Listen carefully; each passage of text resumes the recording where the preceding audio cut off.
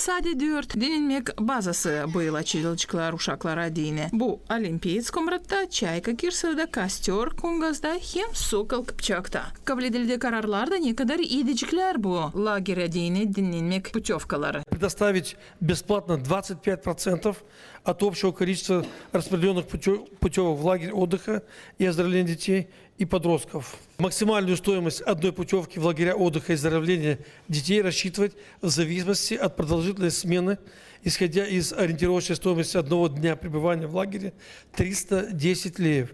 Полная стоимость одной путевки за 10 дней пребывания в лагере будет составлять 3100 леев.